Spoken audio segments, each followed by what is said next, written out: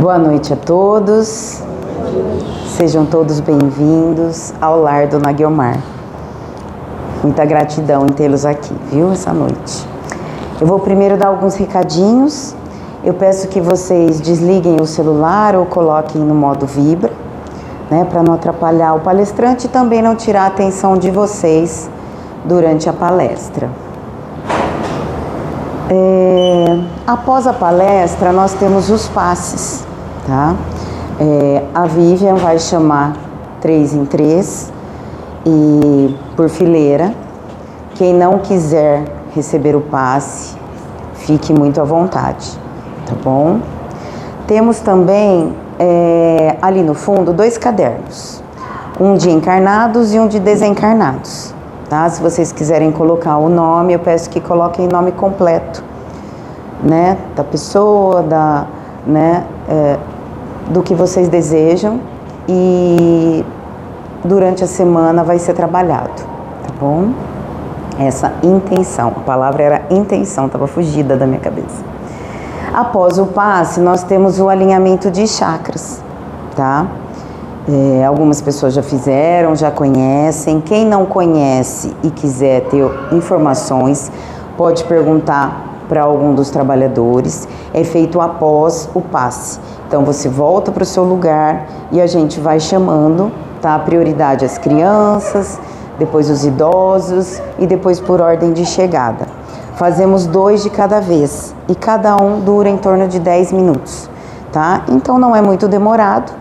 Tá bom? Vocês podem, enquanto isso, ficar lendo livros, né? Eu peço que mantenham o silêncio, vai ter uma musiquinha para a gente manter a energia da casa.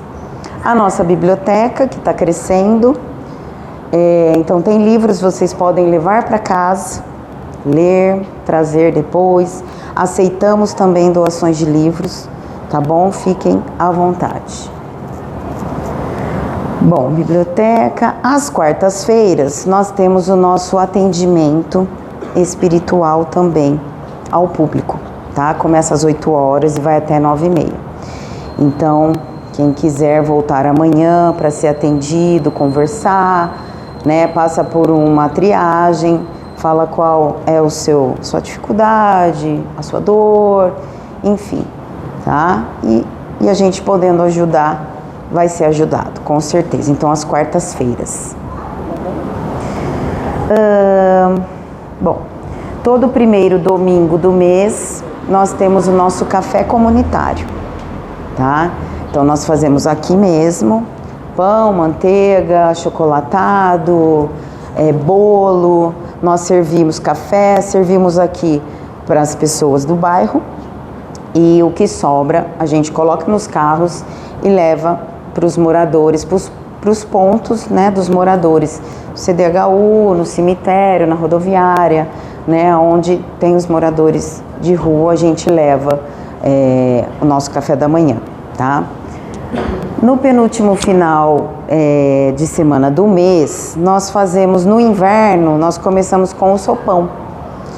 E agora que está mais calor, né, está mais quentinho, então a última vez nós fizemos, as 2 últimas vezes foram feitos macarrão.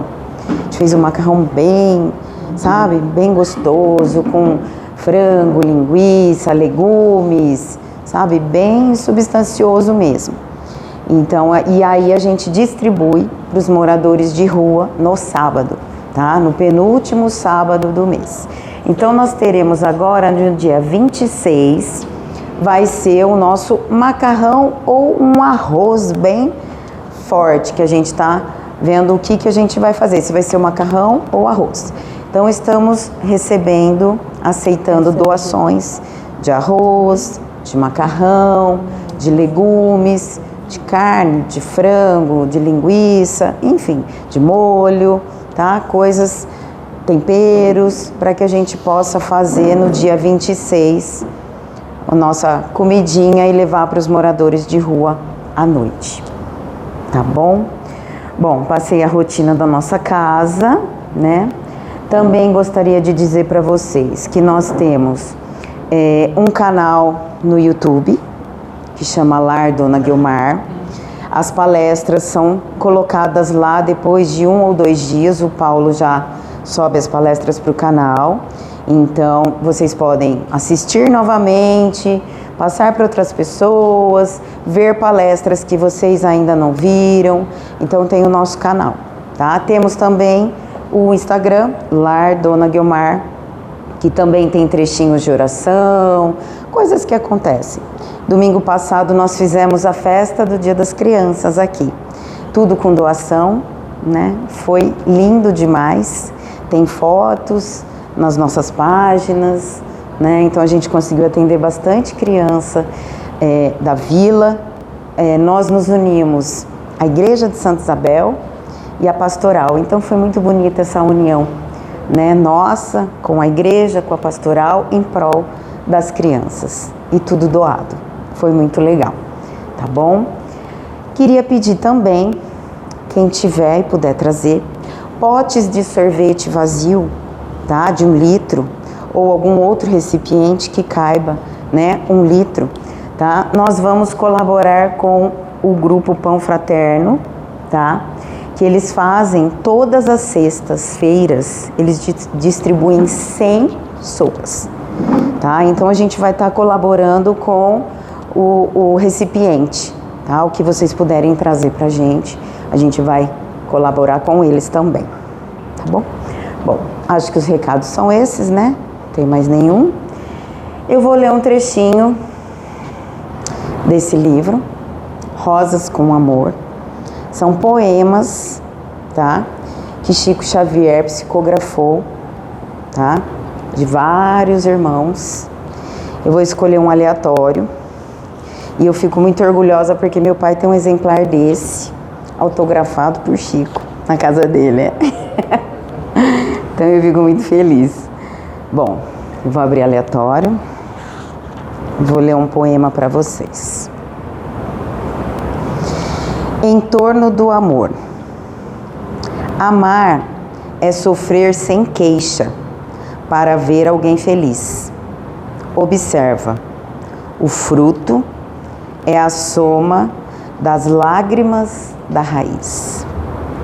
Isso é bem curtinho. Por Marcelo Gama. Eu vou ler mais um que são 2 pequenininhos. Fácil amar a Jesus, mas a Judas, isso não. Entretanto, a lei de Deus manda amar sem distinção. Por Lulu Parola. Vamos pensar, né, gente? O amor em todos os lugares, né? E em todas as situações e condições. Agora eu vou pedir para vocês fecharem os olhos, eu vou fazer uma oração para a gente dar início à nossa noite. Senhor Jesus, nosso Pai, nós agradecemos por mais um dia de ensinamento, de carinho e de amor.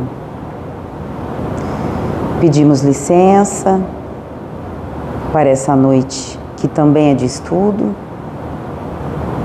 e de muita energia para todos os que estão aqui e que ela chegue até todos os nossos familiares e nossos amigos. Que tenhamos uma ótima noite de muito amor e paz. Que assim seja. Bom, agora eu vou chamar então o nosso palestrante, que é trabalhador da casa, tá? Paulo, por favor.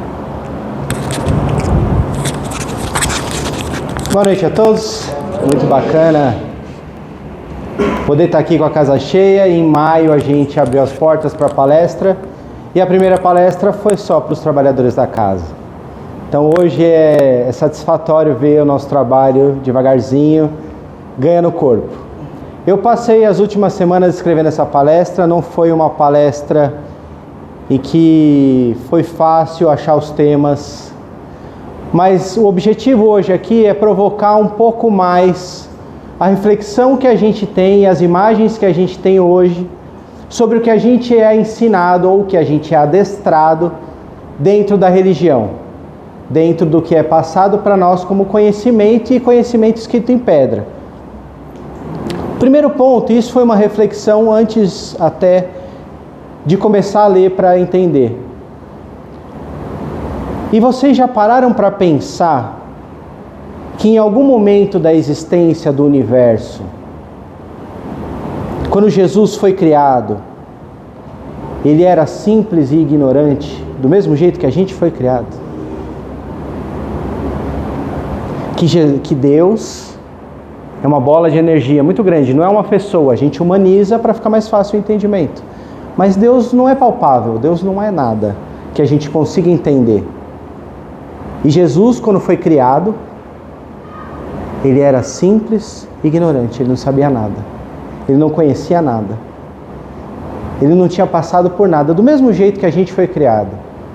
Já pararam para pensar nisso em algum momento? Porque a gente fala de Jesus, andou sobre as águas, multiplicou peixe, parará. E quando ele foi criado? Quando ele foi originado? Como que ele era? E em um segundo momento, quando a gente tem um registro dos cientistas de que mais ou menos há 4,3 bilhões de anos atrás a Terra foi originada, ele já estava no projeto de concepção da Terra. Ele já era Jesus há 4,3 bilhões de anos atrás. Imagina quando ele foi criado e o quanto ele precisou passar para chegar naquele momento. Dá para imaginar uma coisa dessa assim? Quantos bilhões de anos passaram para chegar nesse momento? Para chegar no ponto de ele participar do projeto da concepção de um planeta. De Jesus ser um dos espíritos designados por Deus a ser um espírito criador. Vocês já ouviram falar nisso? Espíritos designados a criar planetas. E Jesus foi um desses.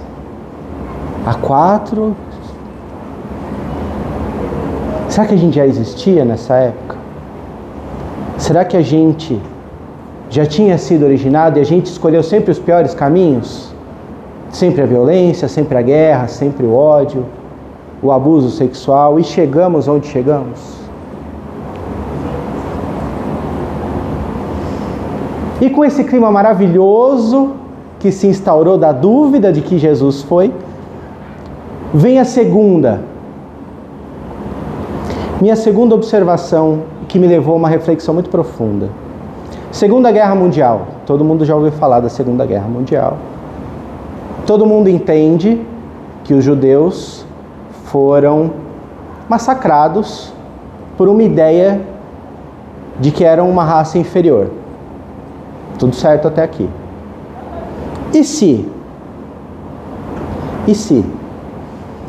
alguns desses judeus que sofreram e foram mortos,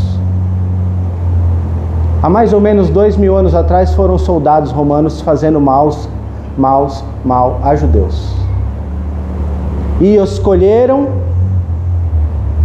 a fazer o resgate para que pudessem de certa forma reparar o erro que cometeram há 2000 anos atrás, quando foram soldados a comando do Império Romano. É uma reflexão que mexe muito até com o momento atual, entre guerra de Israel com o povo árabe, e que a gente pode pensar que é a lei do universo, que é a causa e consequência, porque Deus, pelo que a gente entende da visão espírita, Deus é um Deus de amor. Deus não é o Deus de Israel, o Deus punitivo, o Deus que se vinga, o Deus que manda você matar seu filho. Mas Deus é justo. Isso, o Deus de Israel e o Deus que a gente acredita. E se nessa justiça dele, nós, ou eles, conseguiram chegar no entendimento de que era preciso passar por uma situação ruim como pessoa, para que você pudesse redimir o ruim que você fez a outras pessoas iguais.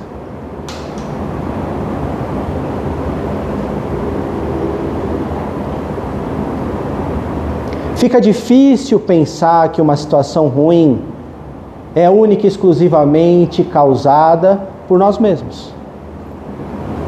Temos a todo momento todas as escolhas. Temos o livre-arbítrio mas não podemos fugir da consequência. E se naquele momento, a consequência para esses irmãos foi isso?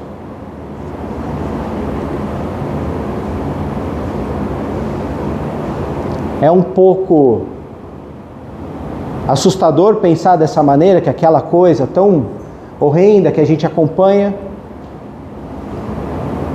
pode ter sido uma escolha de alguns daqueles irmãos. Complementando essa linha de raciocínio, algum momento atrás eu escutei uma psicografia em que o espírito que falava dizia que ela passou a vida inteira como moradora de rua. E que a única missão dela era sobreviver a essa encarnação. Ela sabia, inconscientemente, que ela tinha escolhido viver na rua e que ela não teria outra opção na vida a não ser viver na rua, não importasse o que ela fizesse. Ela escolheu, como prova e desapego, a viver na rua, 50 e alguns anos. E o que me traz uma reflexão de quando vemos um morador de rua, o meu pensamento antigamente era, vai trabalhar, arruma alguma coisa para fazer, vai catar um papel, vai fazer alguma coisa. E hoje, com um pouco mais de entendimento, dá para chegar à conclusão de que e se foi escolha dele? Tá ali. E se?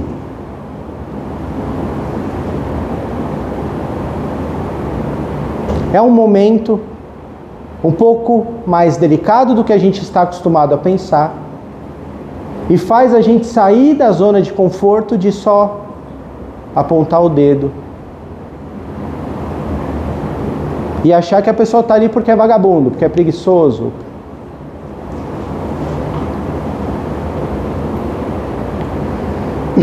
Ainda nessa leitura, uma outra informação, mas como uma curiosidade, não uma afirmação. E se? E se? Vou dar um passo para trás. Todo mundo conhece Chico Xavier? Quem era o espírito que o acompanhava? Emmanuel. Divaldo Pereira Franco? Quem é o espírito que o acompanha? Joana de Ângeles. Tranquilo até aqui. E se Jesus tivesse o espírito que o acompanhasse e esse espírito fosse Cristo? E se Jesus tivesse um mentor, uma entidade, a qual fosse Cristo? O que me leva a uma nova linha de raciocínio. E aí está rolando bastante, muitos podcasts com temática espírita. Uma entrevista do Geraldinho, que foi o fiel escudeiro de Chico, muito depois que ele deixou de acompanhar Valdo Vieira. Que Valdo Vieira deixou de o acompanhar. E nessa entrevista, Geraldinho fala que Chico, em desdobramento, ou seja, quando ele dormiu, o espírito dele foi acompanhado por Emmanuel a Saturno. Uma viagem interplanetária até Saturno, em que ele fez uma visita a uma nave espacial, que estava pousada neste planeta. Invisível aos nossos olhos, em outra dimensão, numa dimensão espiritual. E Chico foi apresentado ao general dessa nave. Vocês já ouviram essa história? Já ouviram esse podcast? Pois procurem isso, é uma entrevista do Geraldinho no Planeta Podcast, eu acho. E nessa visita, Chico Xavier conheceu esse general desta nave. Muito impressionado, a nave tão grande quanto o planeta, ele foi conversar com esse general. E ele então perguntou: o senhor se reporta a Jesus Cristo? O general responde: não, eu o respeito muito, mas eu me reporto a outra entidade.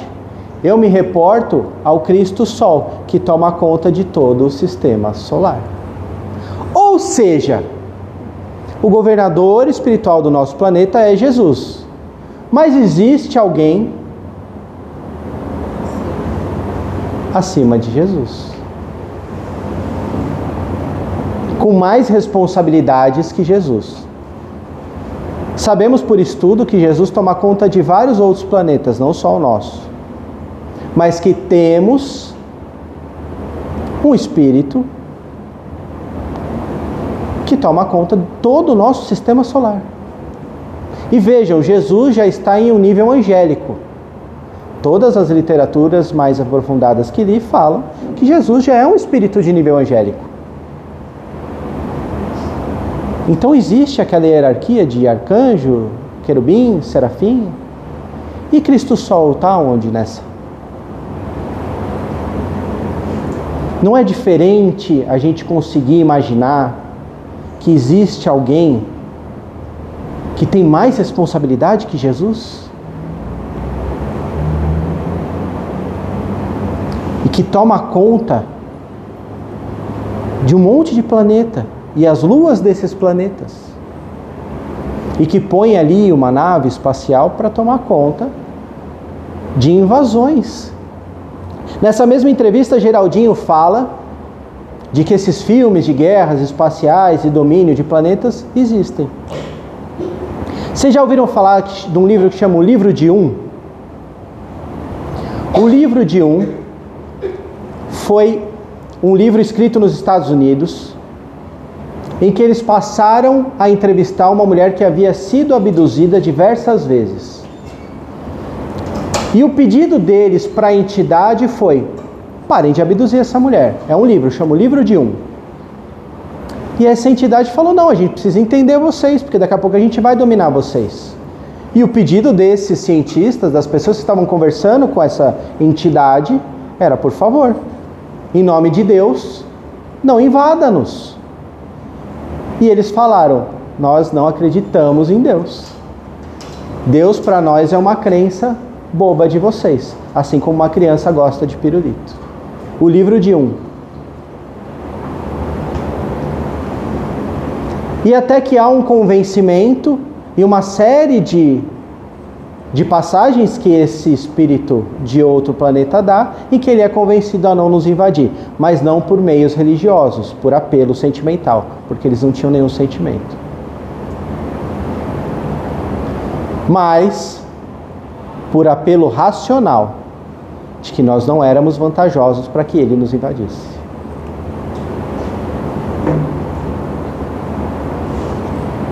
A gente também aprende que Jesus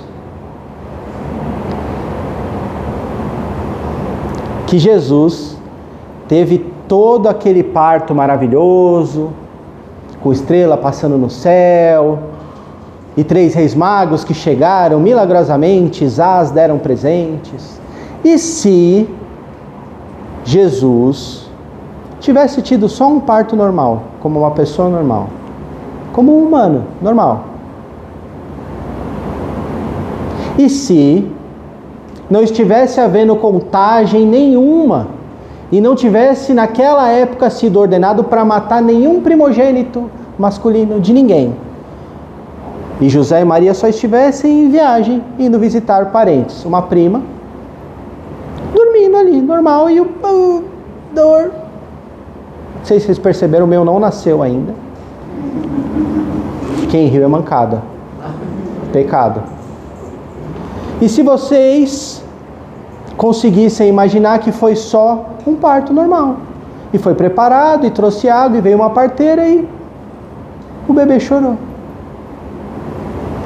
E que os 3 reis magos não eram reis nem magos, eram só bons astrólogos, que conheciam e estudavam a posição dos planetas e sim, seguiram a profecia de que nasceria o Messias. Mas não levaram presentes, não chegaram a tempo, não tinha estrela cadente, não teve nada de fantasioso. Foi um nascimento normal, de uma criança até então, normal.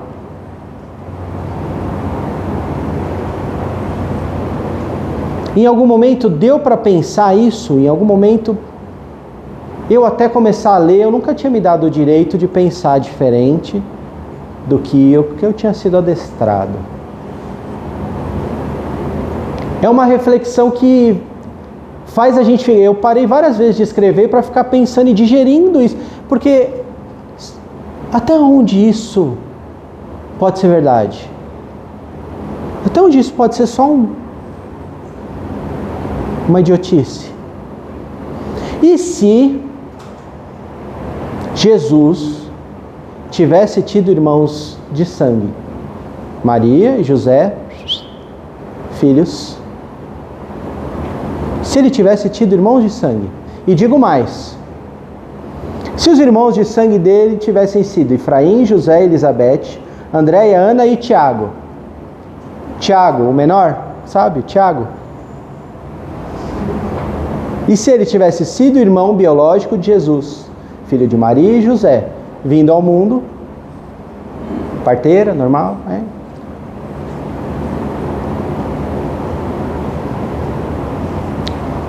Maria, em um determinado momento da vida dela, foi levada para o Sinédrio para estudar. Não era comum que mulheres soubessem ler naquela época, muito pelo contrário.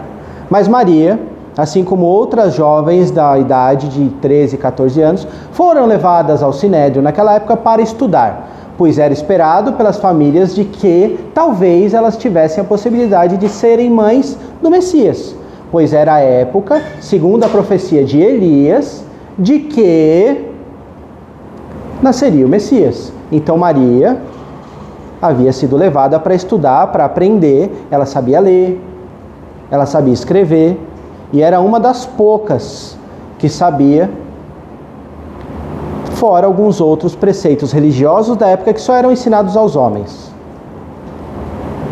E Maria tinha um conhecimento um pouco mais espiritualizado, e ela sabia que ela tinha um anjo da guarda. E esse anjo da guarda, num determinado momento, para ela disse: Maria, o homem que virá te desposar será viúvo e terá 5 filhos. Você deve aceitar, pois você será a mãe do Messias. O que ela chamava de anjo da guarda, a gente chama de anjo Gabriel. E ele já tinha falado para ela. Então ela sabia que quando José chegasse e fosse pedi-la em casamento, era para ela aceitar. José, então, mais ou menos 30 e poucos anos, Maria com 17, aceitou casar com José, que já tinha 5 filhos e era viúvo de Débora.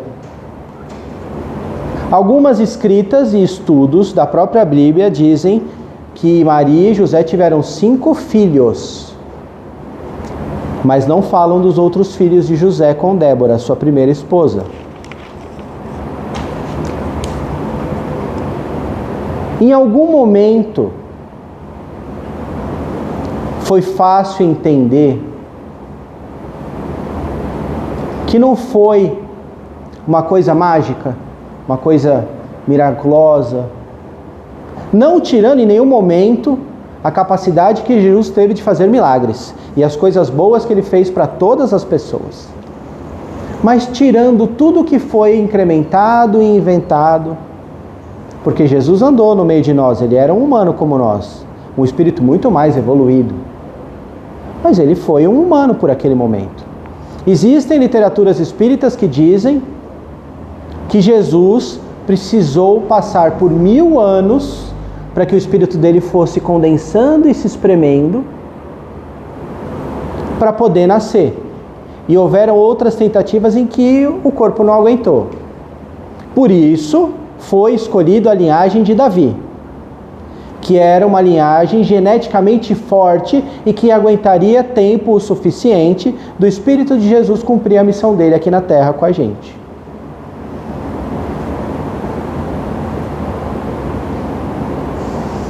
Uma outra frente de estudo também diz que, se ele não morresse crucificado, seu corpo não aguentaria mais que 35 anos, porque o espírito já não aguentava mais a pressão do corpo físico, visto a evolução espiritual de Jesus. Ele morreria no máximo com 35, dedução minha, tá? Ele já suava sangue, tem escrituras que ele suava sangue, ele fazia essa palavra, ele fazia para que ele pudesse reequilibrar o espírito e não explodir, não surtar.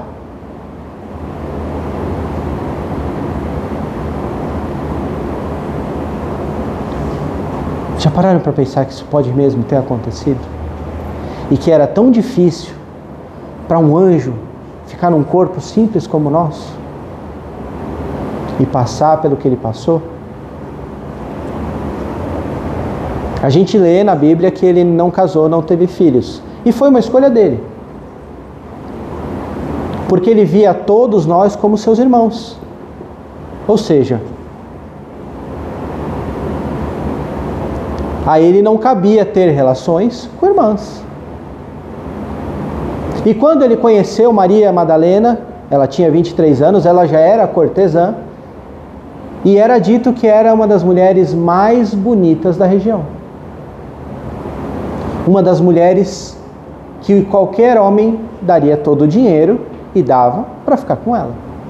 Mas Maria já estava cansada há algumas encarnações desse tipo de vida e buscava um homem puro, um homem santo, que a fizesse feliz como mulher, que ela pudesse casar e ter filhos. Quando ela o conheceu, Maria Madalena, acostumada aos homens fracos, de carne fraca, dirigiu a Jesus os olhares mais sensuais. E ele a reprimiu só com o olhar, fazendo com que ela se sentisse envergonhada de tentar seduzir Jesus. E ela então, naquele momento, se apaixonou por ele. Mas vendo que Jesus era muito além do que ela podia querer como um marido, ela optou por seguir e acompanhá-lo sem ter mais nenhum companheiro. O Código da Vinci sugere que eles tiveram relacionamentos e filhos. Não achei isso em nenhuma literatura espírita que corroborasse essa afirmação. É só um livro de ficção muito ruim.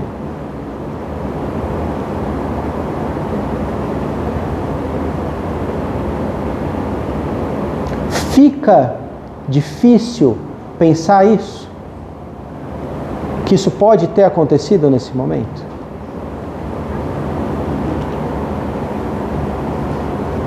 Confesso que aqui eu tive bastante certeza, eu já tinha isso em algum lugar aqui e só confirmou o que eu sempre imaginei, mas eu não tinha conseguido entender em nenhum outro lugar. E se Jesus fosse ainda mais bonito do que a pintura mais bonita jamais feita dele? E se Jesus tivesse a beleza de Maria e o corpo forte e firme de José, com um rosto diferente de todos os homens da época, rostos brutos, um rosto mais delicado, mesmo assim firme, e ele fosse loiro, um cabelo meio loiro escuro, tem um, como é que fala aqui? Vocês que sabem de tom de cabelo, gente. Loiro escuro. E se a pintura que fez ele fosse grotesca perto de quem ele foi realmente? Bonito, imponente, e mesmo assim com um rosto delicado, firme na posição, com um olhar que ao mesmo tempo te sustentava, te apoiava, mas que era justo. Foi descoberta recentemente uma carta de Pôncio Pilatos em que ele se retrata ao Império Romano dizendo: aquele homem de cabelos loiros é apenas um sonhador, não causa-nos nenhum problema. Ou seja, não está tão errada assim essa linha de raciocínio. Se Pôncio Pilatos diz que Jesus era loiro.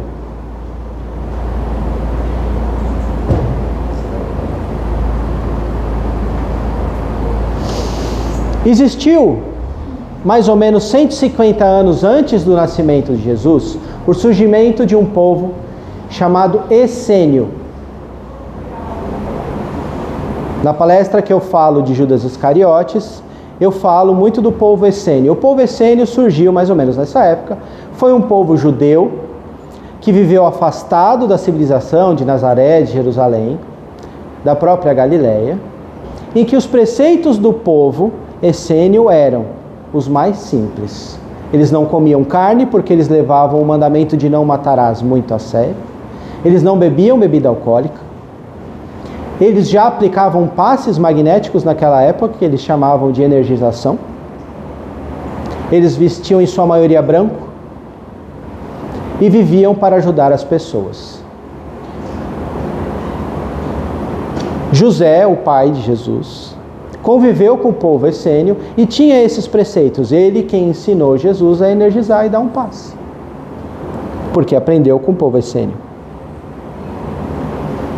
E ensinou a mexer com ervas, a aplicar ervas nos machucados, porque era assim que o povo essênio fazia. Eles se vestiam de branco, iam nas prisões ajudar as pessoas, tentar curar, levar conforto, levar um consolo, na época de Cristo.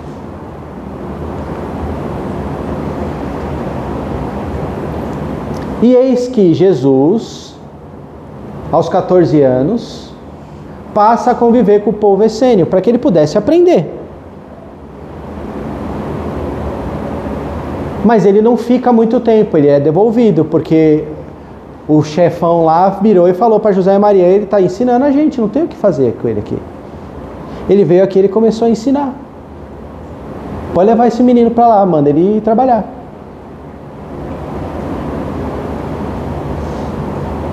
Um povo que surgiu 150 anos antes do seu nascimento e desapareceu sem rastro nenhum, mais ou menos 86 anos depois da sua morte.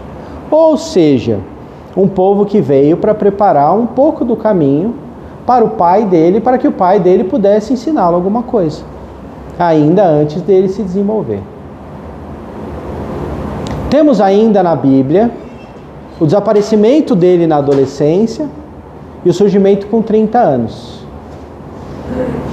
O que será que ele fez nesse período? Vocês já pararam para pensar que ele não fez nada? Que ele já sabia a missão dele, ele já tinha tido visões espirituais de qual era a sua missão e que ele se retirou para se preparar para o trabalho? E preparar o espírito dele, viveu bem escondidinho, de boa, em casa, fazia ali uma marcenaria ou outra, ganhava um dinheirinho e não fez nada. Precisamos descobrir o que Jesus fez em sua adolescência. Nada.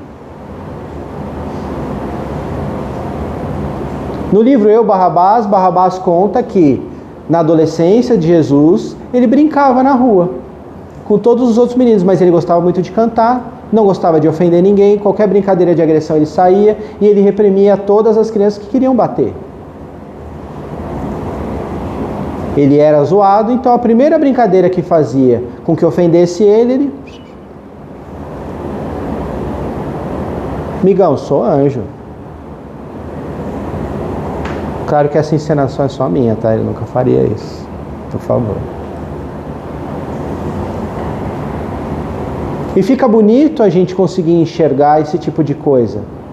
Porque naquele momento, naqueles 33 anos, ele foi humano como a gente. Mas precisou de 1000 anos para que ele chegasse naquele momento.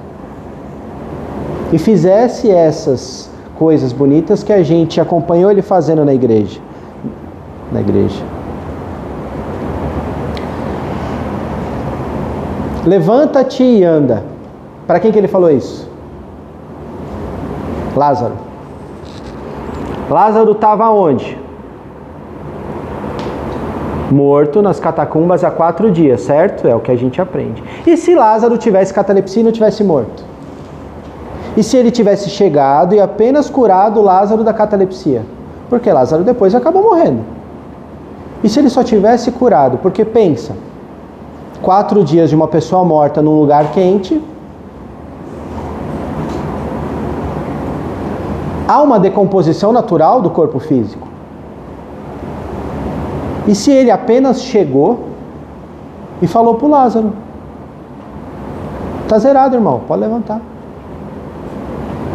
E curou ele da catalepsia e não o ressuscitou. E se, além do mais,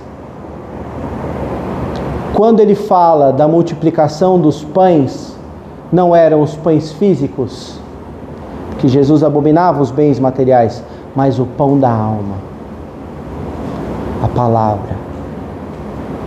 Se quando eles falam que ele multiplicou pães e peixes, era metaforicamente falando, e não o pão físico, para que alimentasse o corpo, mas o pão da alma, que fizesse com que a gente enxergasse outras coisas além do material.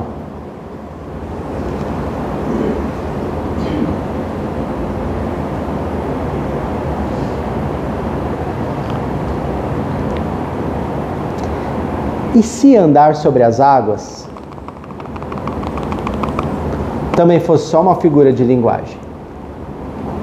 Se ele tivesse realmente andado sobre a água uma vez só, junto com Pedro,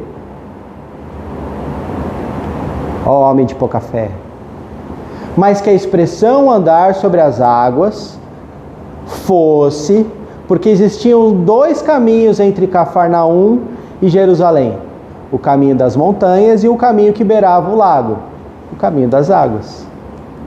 E quando falavam que Jesus estava vindo pelo caminho das águas, andou sobre as águas. E se fosse isso de verdade? E que ele só tivesse andado sobre a água mesmo uma vez para mostrar aí, bichão, o pai está aqui, mas que não foi sempre.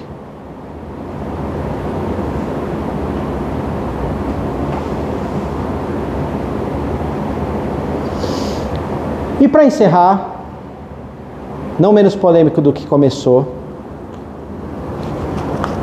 e se muitas das afirmações que foram feitas de que ele disse, e eu fechei na afirmação que eu tinha notado, foram adaptadas no meio da lambança que a Igreja Católica fez, desculpem os católicos de coração, e tivessem sido pegas passagens de Buda e colocado para ele, como forma de mistificar e criar um mito. Se a muitos deixaram de fazer, a mim também deixarão. Está na Bíblia e dizem que foi Jesus, mas também está numa passagem de Buda, que nasceu 600 anos antes e viveu 600 anos antes.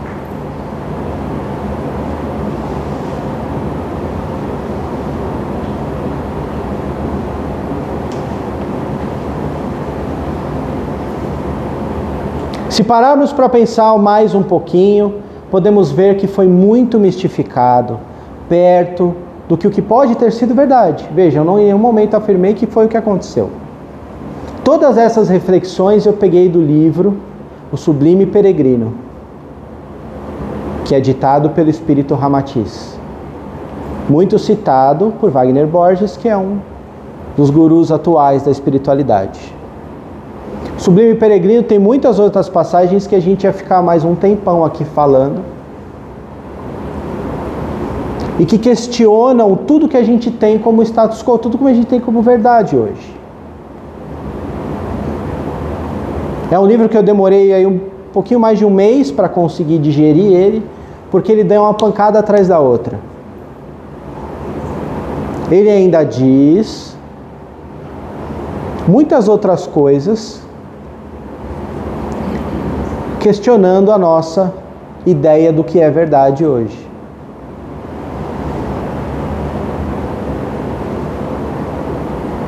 Peço a vocês então que pensem pelas suas próprias cabeças, se libertando de dogmas e conseguindo enxergar um pouquinho mais. Se deem o direito de questionar, de não aceitar tudo que lhes é imposto.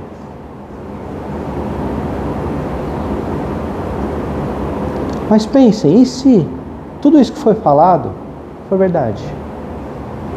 Se tudo isso que Ramatiz disse for realmente verdade?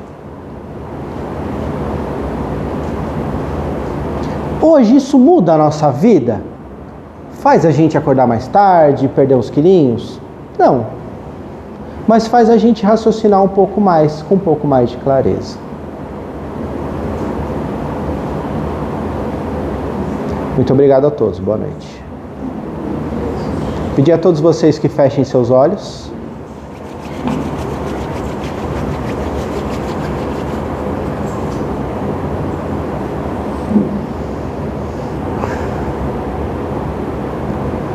Quero agradecer a espiritualidade pelo trabalho maravilhoso que faz com cada um de nós. Quero agradecer, Senhor, a possibilidade de estar aqui neste momento, nesta casa, com esses irmãos.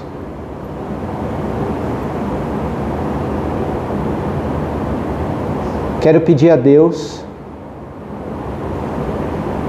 que nos acompanhe nesse momento, que derrame suas bênçãos sobre nós. Que a todos vocês pensem agora, neste momento, nos mentores de vocês, para que eles possam fazer o trabalho espiritual, ajudando vocês, ajudando a nós todos, a receber as bênçãos do Pai. É muito bonito poder chegar aqui e, de certa forma, ser recompensado